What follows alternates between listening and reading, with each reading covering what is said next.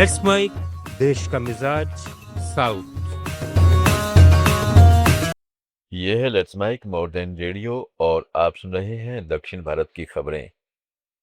मार्क्सवादी डीएमके के नेता वाइको ने राज्यपाल राजेंद्र अर्लेकर की तीखी आलोचना की है।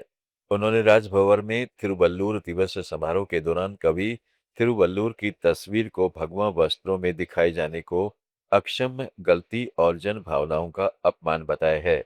महिला दूथराई में एक श्रद्धांजलि कार्यक्रम के बाद मीडिया से बातचीत में उन्होंने कहा कि पारंपरिक रूप से सफेद वस्त्रों में दिखाए जाने वाले थिरुवल्लुवर जाति और धर्म से परे माने जाते हैं। उन्हें इस तरह रंगना सियासी साजिश है। डीएमके और टीवीके जैसी पार्टियां भी इस तरह नाराजगी जता रही हैं। इस घटना से तमिलनाडु की सांस्कृतिक पहचान और राज्यपाल की भूमिका के बीच तनाव फिर उजागर हुआ है। कर्नाटक में सत्ता परिवर्तन के बाद अब नई सरकार के गठन की कवायद तेज हो गई है।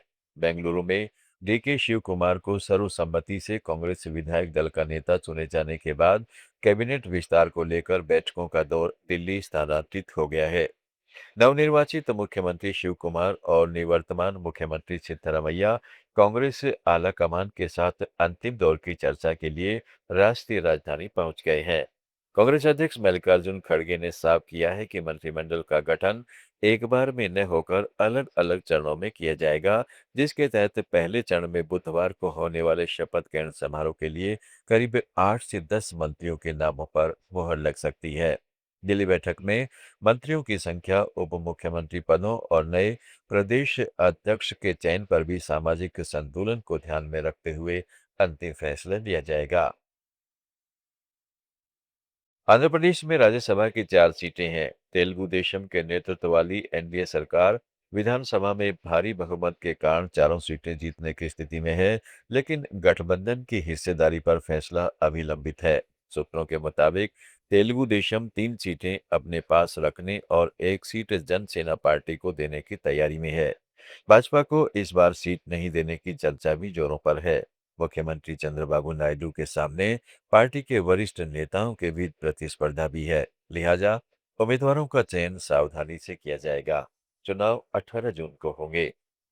केरल और कर्नाटक में सियासी मुद्दे सुलझाने के बाद अब कांग्रेस हाईकमान का फोकस तेलंगाना की लंबे समय से लंबित कैबिनेट रीशफल पर है, जहां 3 से 4 नए विधायकों को मंत्री बनाने पर विचार चल रहा है। स्पीकर गद्दम प्रसाद कुमार, मुंगोड विधायक कोमाटी रेड्डी, राजगोपाल रेड्डी, आदिलाबाद के आदिके श्रीनिवास और अन्य नेताओं के नाम चर्चा में हैं, जबकि 2-3 मौजूदा मंत्रियों को हटाकर उन्हें पार्टी संगठन में जिम्मेदारी दिए जाने की संभावना है। मुख्यमंत्री रेवंत रेड्डी हाईकमान के साथ दिल्ली में चर्चा के बाद फैसला लेंगे, जिसमें पोर्टफोलियो बदलाव और एससी समुदाय से नए स्पीकर की नियुक्ति भी शामिल हो सकती है। यह रीशफल पार्टी को अंतरिम संतुलन बनाने और आगामी चुनाव की तैयारी में मजबूती देगा। केरल के मुख्यमंत्री वीडी सतीशन 2 जून को ड्रग्स के खिलाफ ऑपरेशन तूफान की औपचारिक शुरुआत करेंगे। इसमें पुलिस की डिजिटल निगरानी प्रणाली, मोबाइल ऐप, व्हाट्सएप चैटबॉट और गुमनाम रिपोर्टिंग के जरिए राज्य भर में ड्रग तस्करी पर सख्त कार्रवाई की जाएगी। इस अभियान में स्कूलों के आसपास तंबाकू बिक्री पर रोक, 5 सितारा होटलों और पार्टी स्थलों पर छापेमारी, ड्रोन से स्मार्ट पेट्रोलिंग और संपत्ति जब्ती जैसे कदम शामिल हैं। सरकार इसे युवाओं की सुरक्षा और राज्य में मादक पदार्थों की संस्कृति को जड़ से खत्म करने की राजनीतिक पहल बता रही है। पुडुचेरी में जमीन जायदाद के रिकॉर्ड दुरुस्त कराने की प्रक्रिया अब बेहद आसान होने जा रही है।